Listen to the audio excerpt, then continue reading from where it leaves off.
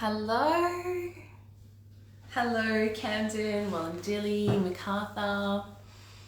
Hello to everyone who's joining us here for the Camden Wellness Online Expo for this weekend. How exciting to be officially opening this space. Thank you for everyone who's jumping on. We have a beautiful weekend planned for talks and workshops and inspiration and connection, which I think all of us could really use at the moment, myself included. So it feels like such a gift to be here in the presence of all of you, and to be feeding my body and soul, as well as hopefully sharing some of that with you. So welcome to our online expo. I'm super blessed that we can still gather in this way. As many of you know, we had the Camden Wellness Expo planned for tomorrow. But we'll still be gathering and celebrating tomorrow, just not in the flesh, and that time will come hopefully as soon as possible. So we have a really good crowd jumping on, which is fantastic. I'm going to assume someone will let me know if for any reason you can't hear me, please reach out. So before I begin my workshop and introduce myself, and now I've officially opened this space, I'd just like to take a moment to pay my respect by acknowledging the traditional landowners of the Dharawal and the Gundagara people, the land on which I reside on today, and many of you may. I'm currently in Gregory Hills. I pay my respect to the elders past and present, and extend that respect to the Aboriginal and Torres Strait Islanders that might be with us today. I feel extremely blessed to be coming to you from my beautiful clinic space in Touch Health Co at Gregory Hills. The sun is shining, it's a gorgeous day outside. And my name is Charmaine Newmark. I'm the Nourishing Naturopath. So I'm a naturopath, I'm a nutritionist, I'm an embodied healer. I am a teacher of earth, body and plant wisdom. And I'm a wife, I'm a mama. Baby number 3 is on the way. So if you hear me sounding like I'm hyperventilating, I am okay. I am just 31 weeks pregnant. And during talks and seminars, it's becoming quite the juggle with sharing space. So I'm here to talk to you about a topic that is very dear to my heart because it's been an incredible part of my own healing journey, and something which I now have the gift of taking many of my clients on, and that is the relationship with food. And it has become a big part of my journey because I have come from a background of serial yo-yo dieting, binge eating, starving myself, never being the right weight, never being good enough, never being healthy enough, never having the right thing for my body. I would go really good and then I would fall off the bandwagon and everything would come back crashing down. And it was probably only about 5 years ago that I had gotten myself into a level of understanding on how I knew how to fuel my body, right? As a nutritionist and as a naturopath, I learnt this stuff in college, but it still was not sticking in my body. I'd be like, cool, I'm going to do this thing. I might do this cleanse and then I'll be better. I'll do this thing and then I'll be better. And I could just go back to the way that I would normally eat. And I realized that I was in a very dysfunctional relationship with the food that I was eating. And this wasn't something that I was taught in college. It wasn't something that I've studied. Yes, I've studied the nutrition side of things in our relationship, like our emotional attachment to food, but this was really almost my own journey through healing my own relationship with food, that I then went, this seems really powerful and possibly a really big missing link in many of our health journeys, because I think it's a relationship that is largely understated. And it's one that I love talking about because it was so impactful for my healing journey to start to look at my relationship with food. Because what it did for me is opened up so much more about my relationship with life itself. So my relationship with food is a very intimate one. If you know me or you've worked with me for a while, you know I love food. I love my food. I love to cook. Cooking for others is my absolute #1 love language. If you're a friend or a client of mine, you'll know that I love to serve in that way. It feels really beautiful for me. It's also how I love to be served. If you're a friend or family member of mine, you know that is absolutely the way to my heart, my #1 love language. And I was thinking about this a few years ago, and I'm like, why does this feel so hard to shift? Like, why, if I want to give up gluten because I know it makes my brain really foggy, why is it so hard for me to actually do that? I get to this certain point, and I know many people might relate to this. There's a 3-day mark and a 3-week mark when you try a new diet, a new cleanse, a new way of eating. You get to the 3-day mark and you're like, oh, I don't really know if I should be feeling anything. I don't know if I can really be bothered. I don't really know if I can say no to that thing anymore. I may as well just give up. Or if you push beyond that mark, you might get to the 3-week mark. To me, the 3-week mark is the hardest mark of any type of change. It is where all the gunk and the crap comes up from underneath that I've been suppressing down. I'll go on many different tangents, my apologies. So please, I encourage you to ask questions and I'll come back into them. Or I'll go over another topic if it feels like this hasn't quite landed into your bodies. But essentially our relationship with food, it gets to be a beautiful and a powerful and a nourishing one if we look at it from a perspective of life force. So I don't drink this tea that's in front of me and drink this water within me and eat the food around me without acknowledging the fact that every time I do that, I'm choosing to live. I'm choosing to keep going. I can be having the crappiest day, but I'm still saying yes to life every time that I put something in my mouth. Every time I don't put something into my mouth, or every time I go, oh, I don't care much today, I'm just going to eat that thing even though I know it makes me feel like crap. There's a little part of my heart that's like, what are you saying to this life source? And it really is one of our foundational life sources. We might have our own experience of what created life and what sustains life, and there's many different elements to it. It's not just one thing, but the simplicity of the food that we eat is if we don't eat it, we die. So it is life-giving. So it makes sense in my body and in my heart to honor, absolutely honor the relationship that I have with this thing that gives me life. Just like I would how I honor the energy of the earth that we walk upon.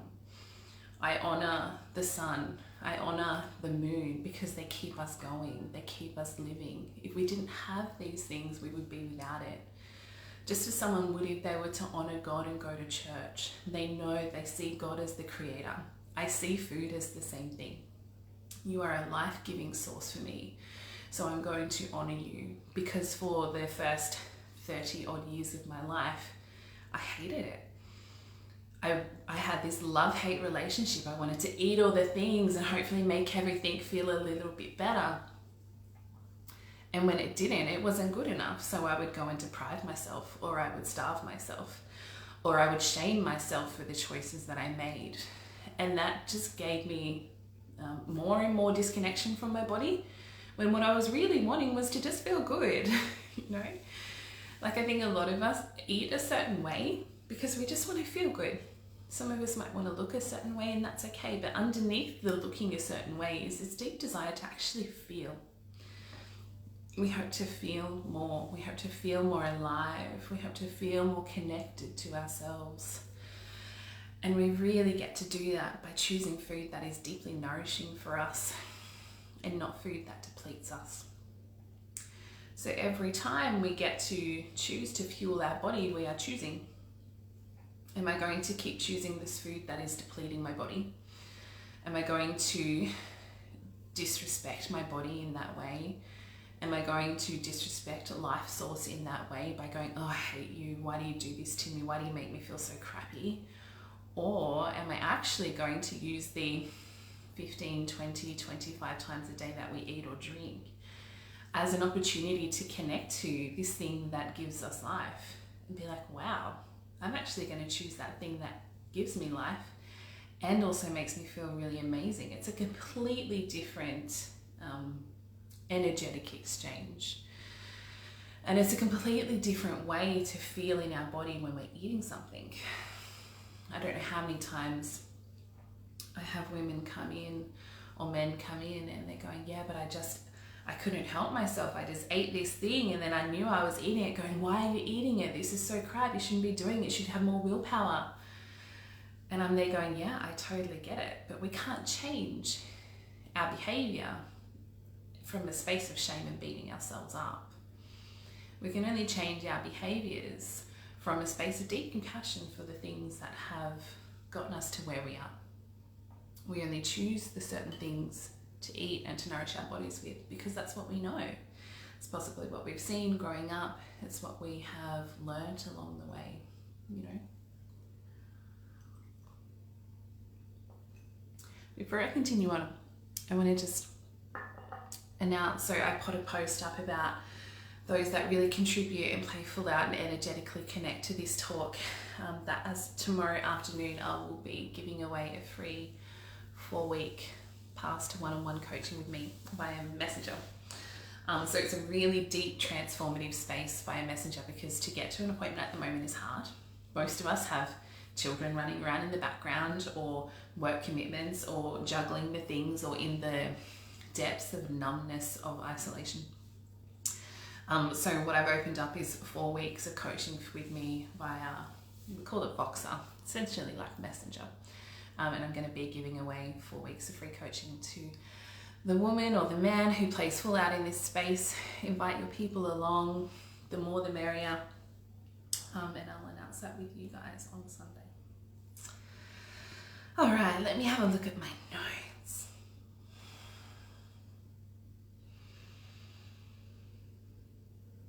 Okay, so let's take this journey back to this relationship with food and where it began, right? So as we were growing in our mother's womb, we had this constant supply of food. It was always there. We were never lacking. There was enough. And whatever our mother didn't eat through her own mouth, we took from her body anyway. Thank you, Mum. Thank you. I'm sorry that I starved you of all your nutrients. So we had a constant supply of food. There would never have been a moment where we would have felt hungry or lacking. Then we come out into the world, and I can only imagine what it would have been like for the majority of us, that any time that we would make a peep, or we would have that little cry, or we would get unsettled. I know my experience would have been that I would have been brought up to my mother's breast or given a bottle, or when I started solids, given something to eat. I know I do that with my own children too. When I can't see the forest through the trees and they're snappy, I'm like, here's a plate of snacks, I don't know. Help, help. You know, so our relationship with food started in utero with this constant cessation. Cessation, is that the right word? You know what I mean. It was constantly there. Then we came out into the real world, and we had it fairly frequently given to us to meet any emotional need. Whether we're sad, whether we're happy, like we celebrate with the cake, and when we're sad we get the chocolate, and any type of emotional release was often met with some sort of food exchange. Then as we grow up, we continue that. And around 7, when we start becoming more conscious and we start slipping out of that really, I'm not sure what they call those years, but we start stepping into our more conscious self, we already have a good 8 years of very solid conditioning in our subconscious that tells us when we eat, why we eat, how it makes us feel when we eat, what food creates what feelings. That is so subconscious and so programmed in the back of our brain that our conscious mind doesn't think twice about it. It goes, wow, I'm really upset today, I really need ice cream. Or I noticed, for example, my daughter came home the other day and she'd had a really hard day at school, and she was like a locust. She was just like, give me something because I need anything. Now that's a very well-grained pattern. She can't consciously see that. That is all sitting within her subconscious. Then we fast forward to generally when, I'll just pinpoint, I'll talk about it in terms of weight, because weight is a very common topic. Whether you experience issues with weight or not, you probably know someone who's experienced issues with weight. It's a big topic. So I'll just talk about it with weight. Generally, most people don't have too much of an issue with their weight until they start coming into teenage land. Hormones start changing. They get autonomy and they can choose what they eat and what they buy and what they spend their money on. I know this is my experience. And as the weight started to creep on, all of a sudden you're told that you should go on a diet. So you should limit the food that you're intaking and you should limit your calories. And we're thrown into this weird experience where we're getting told to do something which is very different to what our body knows how to do. And it can be really hard to change that because we're not aware or haven't really had the insight that we've got those 8 years of absolute subconscious patterning running in the background that tells us all of this stuff about what we're feeling, what food to eat, how much to eat, when to eat this and when to eat that. It is so much in the back of our neural pathways that when someone else tells you to change it, it can be really hard. Then all of a sudden we grow up into adults and we've got to be responsible for our own health and our own weight. And we start to feel maybe crappy in our bodies. And we notice that we comfort eat. And then we beat ourselves up for comfort eating. Has anyone ever beat up a toddler for comfort eating?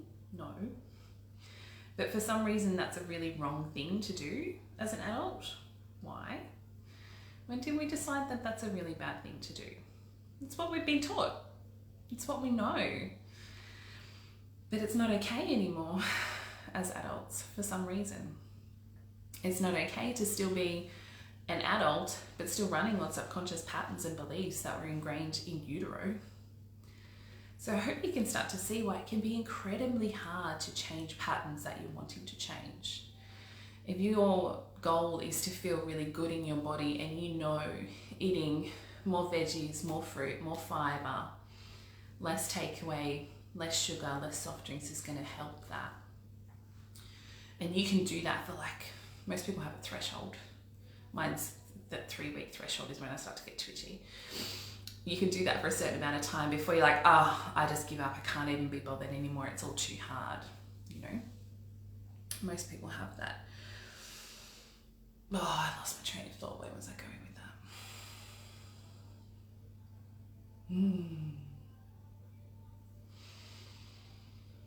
that? The threshold, creating change, healthy body. You want to create this different reality for yourself, right? I know for a long time I just wanted to create something different. I wanted to have more energy. I wanted to feel better. I wanted to be thinner. I wanted to stop this yo-yo thing because it felt like it was so restrictive. It felt like almost obsessive that all I could think about was how much I wanted this thing and couldn't have it. Because it would make me feel crap, make me feel bloated, make my joints hurt. And it was always in the back of my brain, And it wasn't really until I finally committed to my first proper cleanse. So I did, if any of you may have heard of the GAPS protocol, so it's gut and psychology syndrome protocol. And I did this as I was coming out of a very severe nervous breakdown. My gut was a mess, my head was a mess, my body was just like, I cannot keep a lid on this trauma anymore. And out it all came. And I had done a lot of work through mindset and a lot of work through energetic healing. And I was at a space where I finally felt like I could commit to doing this protocol that I really wanted to do. So I'm like, I'm going to do this for 4 weeks and just see how I feel. I stayed on it for roughly 6 months because I had no idea that just eating a diet of meat and vegetables and water and herbal tea and black coffee, had no idea the profound impact it would have on my body and how incredible I could feel. I was like kissing the ground with gratitude, going, I had no idea that I could feel this way, and thank you so much for showing me that this is possible for me when I take all the nonsense and all of the crap out of my body.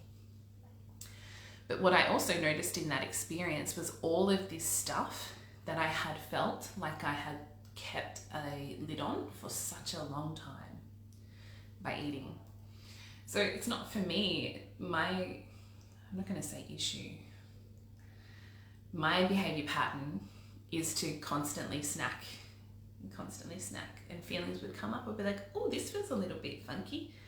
I'm actually hungry. I might go to the fridge and I'll see what's in there, and I'd be eating something. It would just be simply to be suppressing trauma, which I wasn't ready to deal with. And that's okay, yeah. I don't want to say that to shame anyone. That is a very normal thing to do. Very common thing to do. But if you want to change it, we absolutely get to. But we can't change what we don't know is broken, right? So we're looking at this thing and I'm going, cool. I've realized because I don't have all of these foods I can eat and choose to suppress all my emotions with, this stuff was coming up, and I'd go to the fridge and I'm like, there's nothing to eat because I've run out of all the veggies and I've run out of all the meat, and I can't eat another cucumber because it's just not what I want.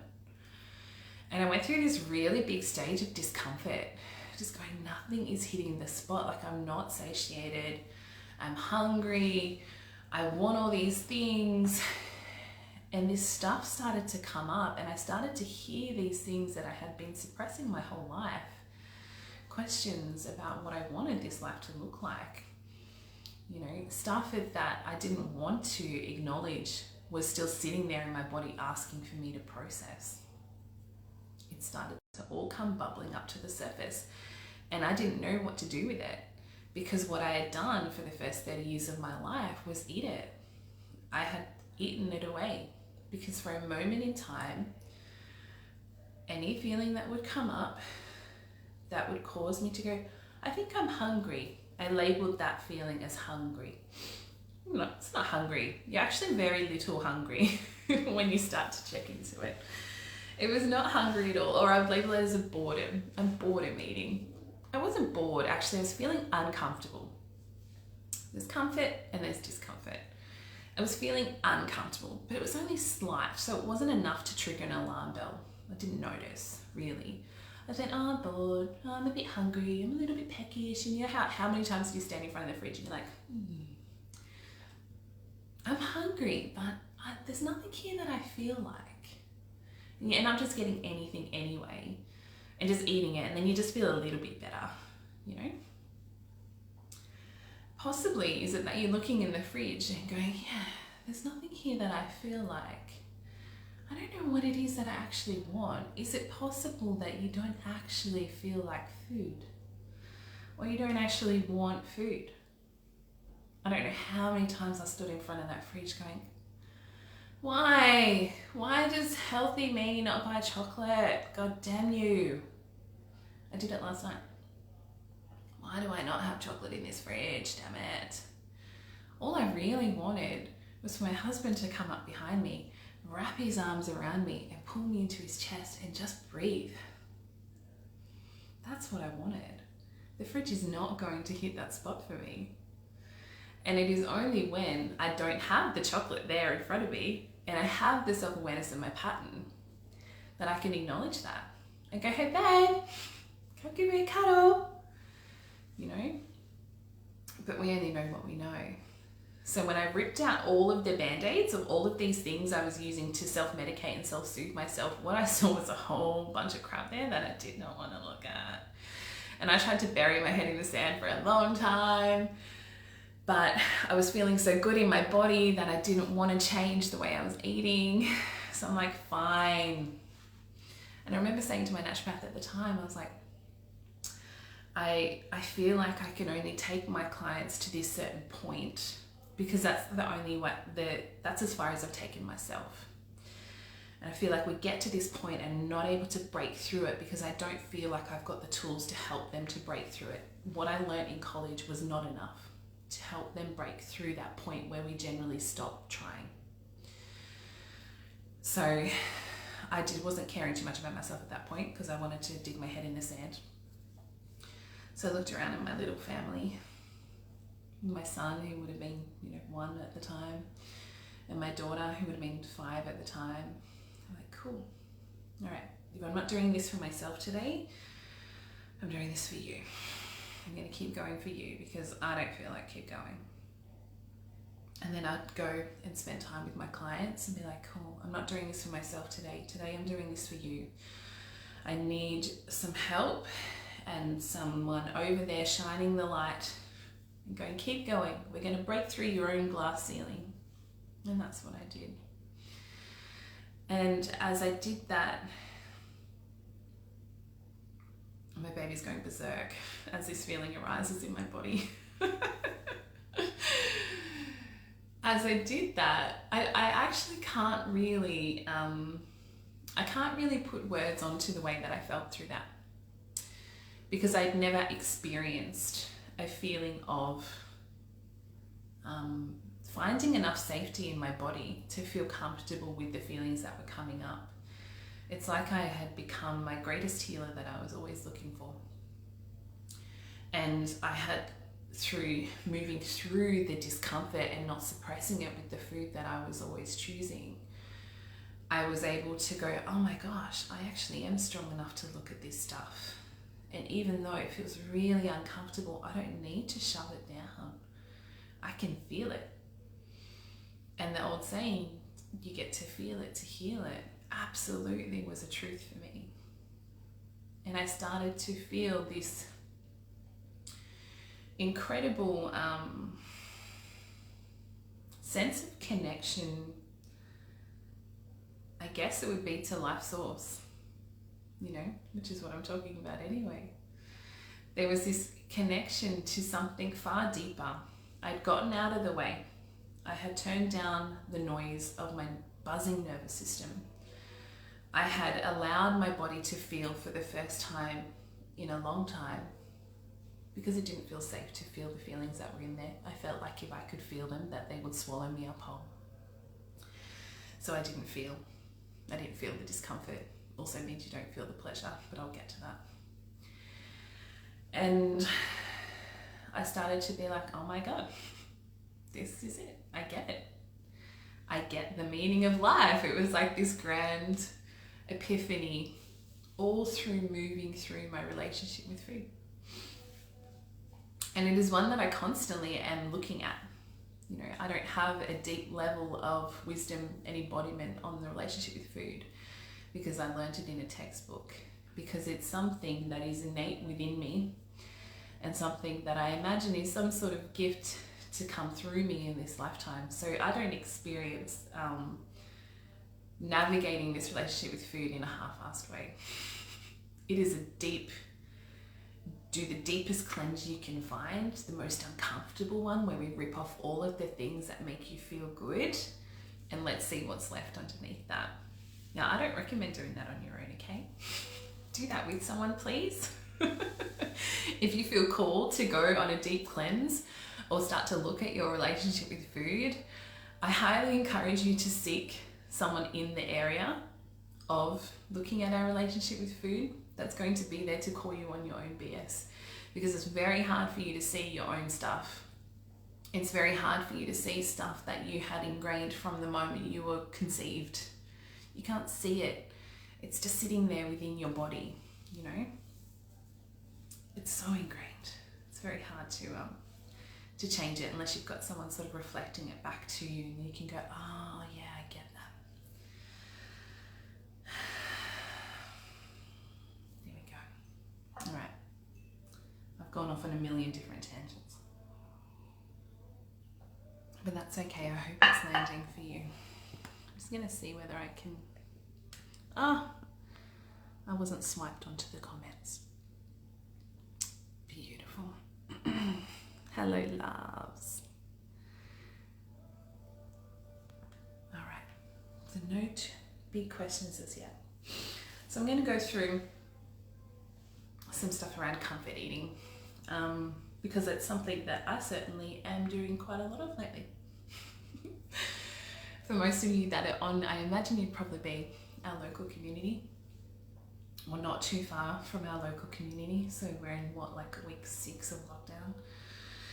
Week 6 of lockdown in my 3rd trimester, having had to cancel one of my most proudest events, an annual event, the Camden Wellness Expo, has definitely brought up some stuff for me, you know. It's definitely brought up, and I'm sure you can all relate and all experience just a little bit how weird the society is that we live in. It's a little bit bizarre when you kind of are forced out of it. you start to look at how strange the social constructs are. It's also having me look at my self-worth without the labels. You know, who am I if I'm not in the clinic being a naturopath and at the school doing the school thing and, you know, running the events that I love so much and doing all the things. And for me personally, also having me look at, you know, this is our last baby. I'm telling you, it's our last baby, okay? No more surprises. And I really wanted to, I had this great, beautiful visual plan of, you know, me waddling around at the Camden Wellness Expo and me sitting in circle with other pregnant women and me running pregnancy retreats and going to my pregnancy yoga and getting my pregnancy massages and go for pedicures all the time. Like I had this great plan. And now I'm at home just filing my nails going, oh, yay. Hey, file my nails again. So there has been discomfort that has arisen for all of us. And I'm noticing how much more I'm comfort eating. But I'm not looking at it from a space of, oh, you're so crap. Why are you doing this thing again? You're so useless. You should be eating better. You're not just supposed to put on too much weight in the 3rd trimester. Blah, blah, blah, blah, blah. I'm just not doing that anymore. And God, it feels liberating. It feels so much better than going, oh, you shouldn't be doing this thing, but I just really want to do this thing, but I can't stop doing this thing, but don't do the thing. A packet of chips later, you're still doing the thing, and then you just feel like shit. Sorry, we're at home. I generally do have a little bit of a gutter mouth, but I try not to when I'm in bigger spaces. I will try. So how much do we beat ourselves up for comfort eating? I don't know how many people sit in my clinic and they're like, I need to tell you something. I'm like, what? They're like, I'm an emotional eater. Oh, I know. We actually all are. He is the white elephant in the room. We all eat our emotions. I don't know anyone who doesn't. You just consciously know. I consciously know. Those that don't know, they don't consciously know about it. It's a subconscious thing that they do, and they don't acknowledge it. We eat our emotions for a number of different reasons. Mostly because I think that's how our nervous system has been trained.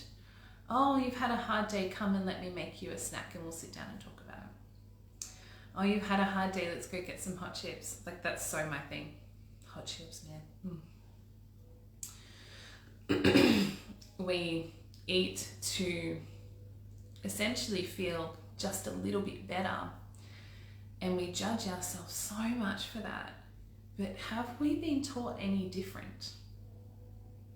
You know, have we been taught that, my experience, for example, anxiety was presenting a lot.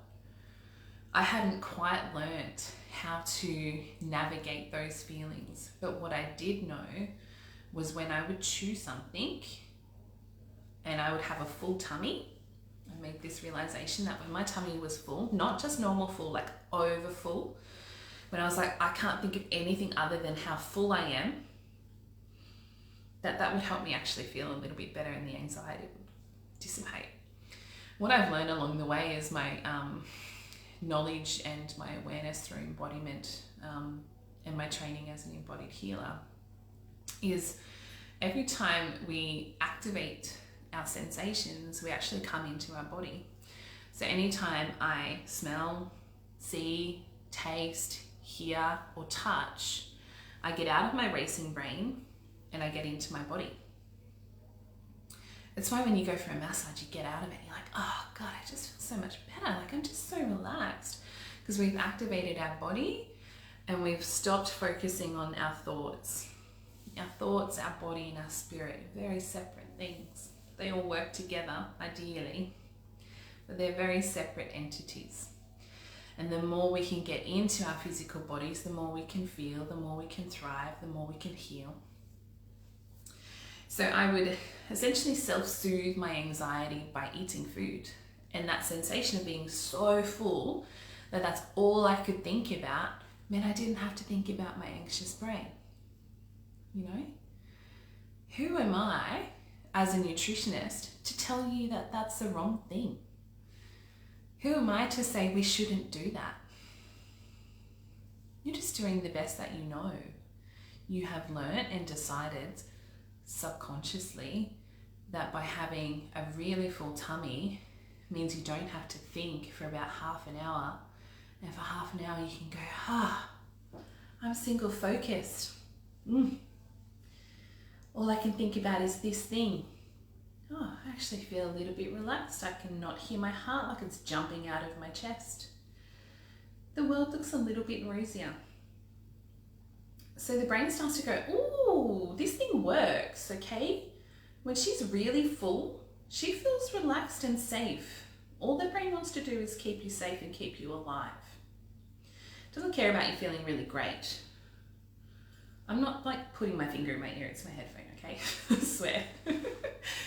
They're new and I haven't just figured them out yet. So the brain wants to keep you alive and wants to keep you safe. As soon as it sees a pattern, it wants to get you on autopilot. It's why you can get into the car and go drive to work, and sometimes you get to work, you're like, whoa, how did I even get here? I don't even know. Because the brain has created a neural pathway, it has created a habit and a pattern, and you've essentially checked out of conscious land and running subconscious patterns, if that makes a little bit of sense. So as soon as the brain starts to go, when she feels anxious, she goes and does this thing where she eats a lot until she's really full, and then she feels better and the brain feels safe. I like this, this is what we want. Go do that. So anytime anxiety comes up in my body and I go, oh God, I'm feeling really anxious. Oh my God, it feels really scary. What do I do with that? Next minute I'm going to the cupboard or the pantry or the fridge and I'm trying to eat as quick as I can because I have created this pattern that's going to soothe the anxiety. Afterwards I go, thank God, I feel a little bit better. Get on with my day now. And so the pattern repeats again and again and again. Remember, the brain is just trying to keep you alive and keep you safe. It is not trying to help you thrive or to reach your goals. That is your heart, that is your soul, that is your guidance. Your heart and soul has guided you here today, not your brain. Your heart and your soul is the one that wants you to thrive and feel amazing and feel epic and walk around in this existence like it knows that you should. That's not your brain. But your brain is so much running the show. It is a real journey to connect more to here. I'm on about year 7 of deeply in that work of reconnecting to here and trusting here more than here. But I learned along the way of many patterns that I had, which was where I used food to soothe my emotions. And if I was to, actually for a very long time, I would notice that pattern and be like, oh, you just have no willpower. You're just so weak. You just can't do it. It's all too hard. That was my big story. I busted that a few years ago. It's just too hard. I can't do it. You actually can. But firstly, you need to know what stories are running in the background. And that takes work. It takes a real commitment to sitting in your own discomfort.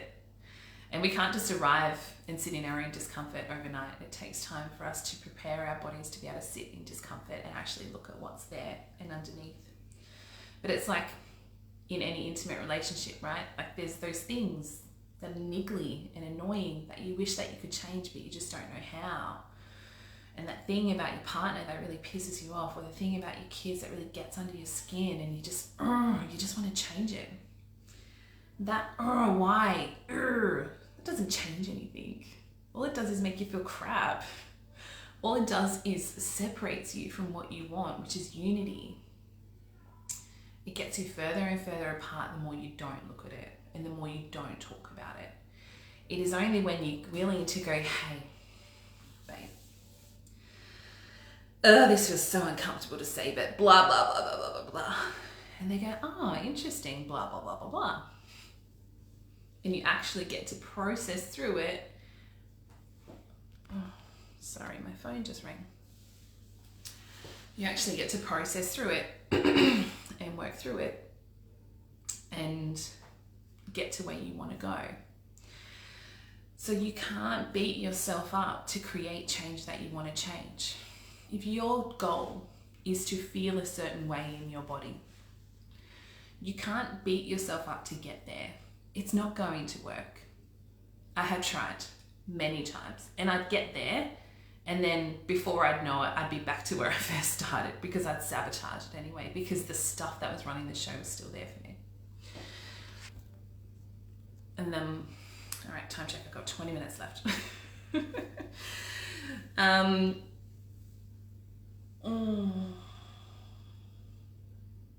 Can't beat yourself up to get there. The only time that I have been able to make the change that I really want to make is when I can go, oh, wow. I only knew how to eat to avoid my feelings. That's really big. And I love you for doing that. I love that part of me that just did the best she could to manage a whole bucket ton of trauma that was sitting in her body. I have so much compassion for that part of myself now that I know it, because I was doing the best I could to survive. I wasn't in a space of, can I thrive? I was simply surviving. And that was the tool that I knew. That was the tool that I learned in utero. That was the tool that I learned as a baby and as a toddler and at school. That was a tool that I knew on a subconscious level. This thing made me feel better, and that's the only thing I know how to do right now. That thing that I have been demonizing my whole life about how I'm an emotional eater and I'm addicted to food and I'm obsessed with food has actually kept me alive, has actually been the safest way that I could live in a body filled with trauma and still function in society and not crumble to it. So it's almost like that constant desire to eat for me was like a constant soothing until I felt like I was at a point in my life where I could actually look at it, where I had the tools and I had the community and I had the resources and I had the strength to look at it. So everything happens for a reason, you know? Like there will be a time for you that you may want to look at this stuff. And the first place I ask you to sit in is from a space of compassion for yourself for what you have done and the choices that you've made so far, because they actually have served you. And there'll be a part of you that doesn't want to know that. There are so many times I'm like, why do I keep choosing this thing? This is so annoying.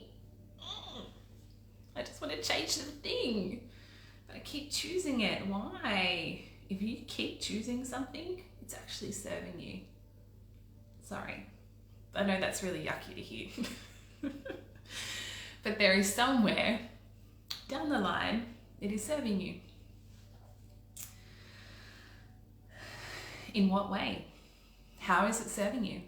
If you're constantly going to the chip shop to get this thing and you don't want to be doing it, but you can't see another way, how is that hot chip serving you? Does it give you comfort? Does it give you love? Does it feel like a warm hug from mum? Does it feel like for the 5 minutes that you're enjoying those hot chips that everything's going to be okay? How is it serving you? Because it's society that's telling you to change it, but if you keep choosing it, the way it's serving you is more important than you changing the behavior. Otherwise you wouldn't keep choosing it. I remember for a long time, I sat in it for about 6 months on my recovery from my nervous breakdown. I sat in about 6 months of deep depression, knowing that I was choosing it, but beating myself up, going, why? Why are you doing this thing? You know what you could do to make this better. Why? Why do you look for things to dwell on and then go down the rabbit hole of depression? Every day I wake up, oh, here we are, depressed again. And there's a little part of me going, you're choosing it. I'm like, shut up. It was actually serving me. Because when I was down in a deep ditch and I was in that dark hole, I actually, for the first time in my life, was very clear about what I needed. Oh, I'm sorry, I can't do that thing today because I need this because I'm really depressed. Yeah, babe, I'm gonna need to go get another massage because I'm so depressed, and it helps me. And it took me a good few weeks of looking at why I kept choosing this thing to see if all of the benefits on why I kept choosing this behavior and all of the ways in which it was serving me, for me to go, oh, I get it. Thank you. Fucking boom, compassion for self. Going, I'm just doing the best that I can to get my needs met, to look after myself. I'm just trying to honor my body and honor myself. I just haven't realized that I can actually do that without being depressed. I can actually go for a massage if I want to, just because I want to. And I tell you what, I pattern repeated that for a long time. I'd have a good few months and then I'd fall. Because I'd have a good few months and I'd stop doing the massages and the eating clean and the doing all the journaling and all the great things, and I would fall into a ditch. Go, I'm so depressed, I better start eating well again. Better book back in my massages. Because it was only when I was in a ditch that I would feel like I could meet my own needs. So ask yourself, how is the thing that you're wanting to change actually serving you? If you're addicted to chocolate, many of us are. Chocolate actually opens up our heart, connects us to life force, connects us to our feminine energy, which is very rejuvenating. Whether you're a woman or a man, you will always be rejuvenated by the feminine energy. And she's activated with cacao. We use cacao in ceremony. We use cacao in circle. It used to be a sacred ritual. And then Cadbury got its hand on it. But there's still a part of us that knows you have that chocolate and you're like, oh, it feels good. And then society comes over, the patriarchy, and it's like, you shouldn't have that thing. And you're like, but it feels good. Why? Why should I not have the thing? And then you're like, oh God, I guess I shouldn't have the thing. And then this perpetuates this shame spiral, and then you go down in the ditch. You can't change down in the ditch. You're just surviving. You can't live the life that you desire when you're down in the ditch. And the only way to break that spiral is to seek compassion of yourself and the choices that you're making. Be like, oh, this thing is actually serving me, but I don't want to make that choice anymore. I actually want to feel my heart open and feel connected and rejuvenated by going outside and playing with the kids. You get to choose that when you realize what it is you're getting out of the food that you're choosing. Because you're gaining something from it. It's very often emotional regulation that we're gaining from it, or an emotional need that we're gaining from it. But it's short-lived, right? And it means we're externalizing that thing that we want so deeply within us. For so long, so long, I just wanted to feel anything in my body, anything other than anxiety. And then I learned, when I have this food, I feel pleasure. God, pleasure. Actually, then I'm going to drop another bombshell on you. Because we often label our emotional eating as something we do when we don't feel good. And I remember a few years ago just going, I actually don't know how to be in joy. Feels really uncomfortable for me to say that, but I don't know how to feel joy.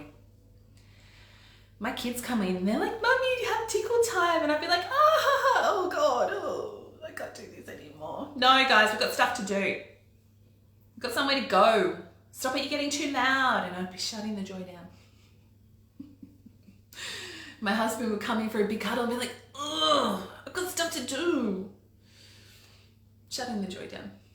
I had spent my whole life learning how to be with discomfort and learning how to be in icky feelings. I can ninja that. You give me any uncomfortable situation and I know. I'm like, I'll meet you on the other side. Challenge accepted. I got all the tools for this stuff.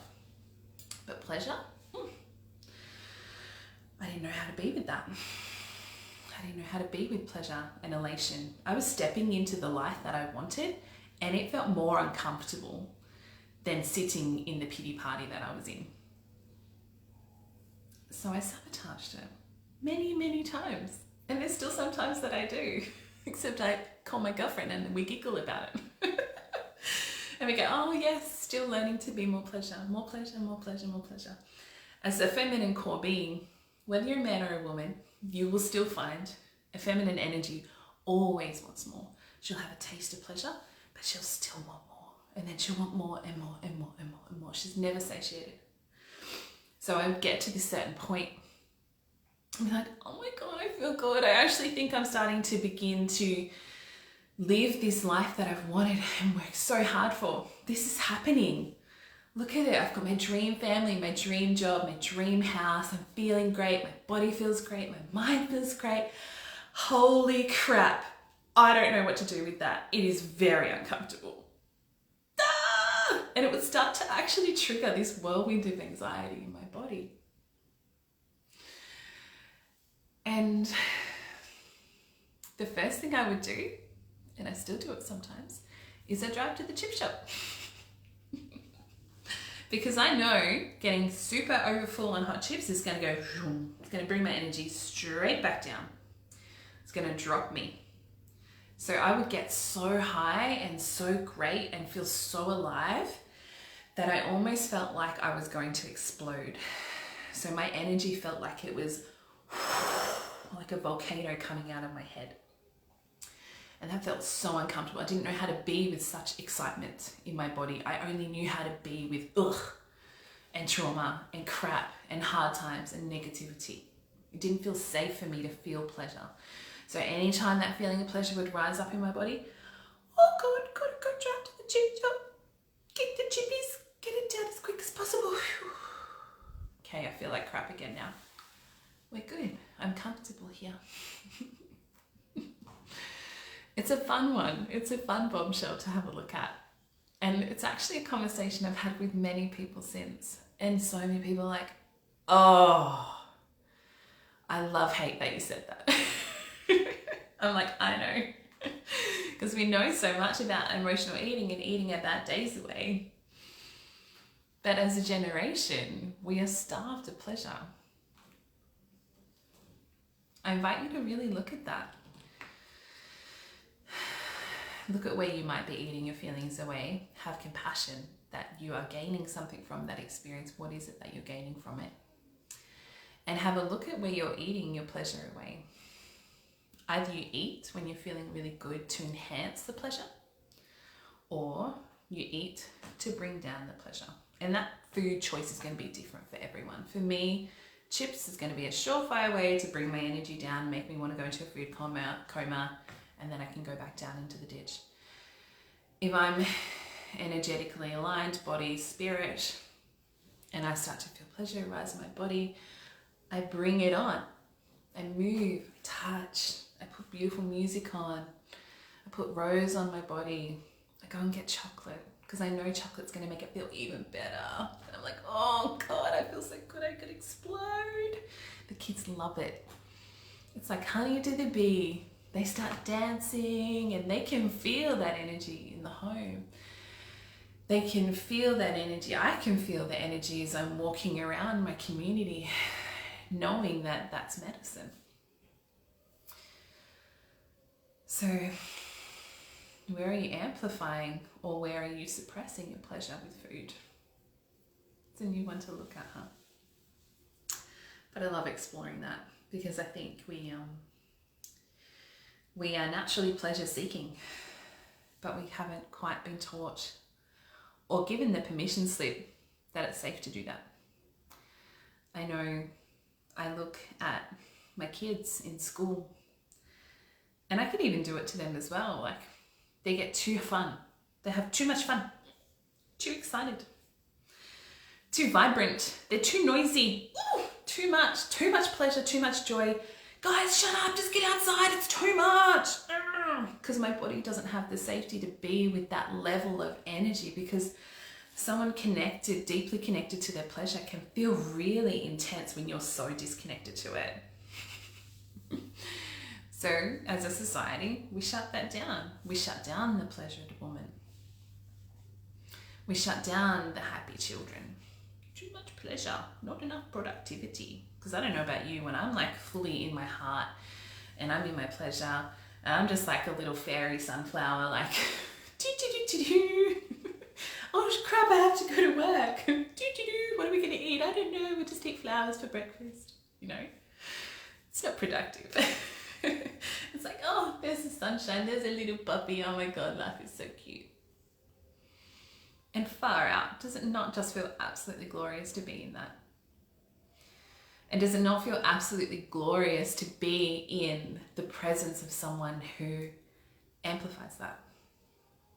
Because I know for me, if I'm in the presence of a woman or a man that is in their pleasure, it is like the most gooey thing for me. But I had to learn that it wasn't always gooey. It was like, oh, shut that down. That's too much. You're being silly. And now I'm like, oh yeah. Because it's the truth for me now. Can you tell I like talking about that topic? Oh my God, I've gone nearly over time. Okay. My loves, let me quickly look at the questions. Summer has almost broken up with Cocoa Pops. You go, girl. You have taste buds for a reason. Important conversation. Beautiful. Thank you, my loves. I will leave you with that pleasure-filled conversation and invite you to keep going in the conversation in the comments. And I will announce the winner of the free 4 weeks coaching with me tomorrow. And I would love to hear from you what this brought up from you. If you're needing extra support, you know where I am. And thank you so much for being part of it. I really enjoyed this space. Enjoy this weekend. Enjoy the next workshop, which is by the beautiful Maria, Prana Kids Yoga. So I'll be racing home to my kids doing yoga with my husband. And I look forward to seeing you there.